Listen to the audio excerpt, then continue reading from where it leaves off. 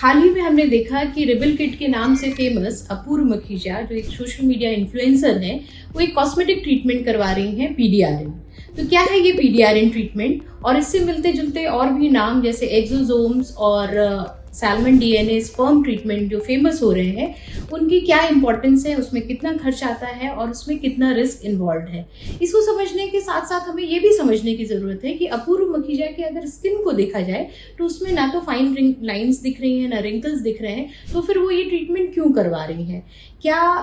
उनकी एज के हिसाब से उनको सारे ट्रीटमेंट कराने चाहिए, या कोई भी नया ट्रीटमेंट मार्केट में आए उसको किसी भी लड़की को एक्सपेरिमेंट करना चाहिए, या ट्रीटमेंट करने से पहले हमें ये समझना चाहिए कि वो ट्रीटमेंट हमारे लिए कितने बेनिफिशियल है और उसमें कितना रिस्क इन्वॉल्व है। और इस वीडियो में हम बात करेंगे exosomes, PDRN, stem cells and advance regenerative medicine के बारे में।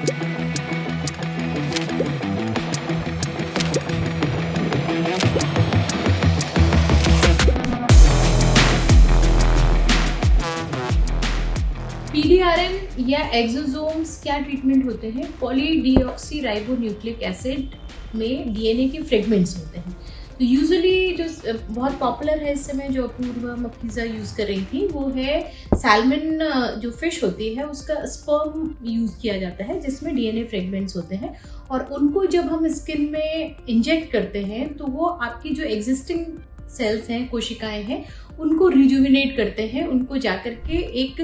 न्यू सेल फॉर्मेशन का मैसेज देते हैं, जिससे हमारी जो स्किन में रिंकल्स आने शुरू हो गए हैं, फाइन लाइंस आनी शुरू हो गई हैं, उनको वापस नई कोशिकाएं बनने से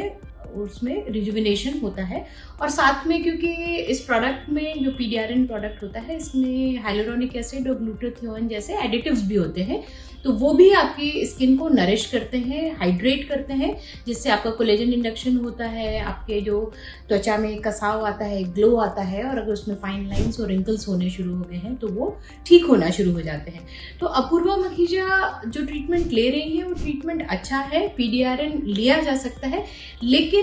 ये treatment usually anti ageing category में आते हैं और हम लोग 30+ में रिकमेंड करते हैं। तो मुझे लगता है कि अपूर्वा की एज अभी कम है इस ट्रीटमेंट को लेने के लिए, और जितने भी रीजेनरेटिव मेडिसिन में नए एडवांसमेंट हो रहे हैं वो सारे ट्रीटमेंट हर एक के लिए नहीं होते हैं, तो अपने एज का ध्यान रखिए। मार्केट में और भी एक्सोसोम्स हैं, पीडीआरएन है, जो उतने पेनफुल नहीं है, आप उनको भी ले सकते हैं, बट मेरे ख्याल में उनकी उम्र इस ट्रीटमेंट के लिए अभी कम है। और अगर फाइन लाइंस और रिंकल्स शुरू हो गए हैं तो आप ट्रीटमेंट ले सकते हैं, बट यूजुअली 30 से 35 के ऊपर आपकी एज अगर है, या 40s में आप हैं, तो ये ट्रीटमेंट आपके लिए बेनिफिशियल हो सकता है।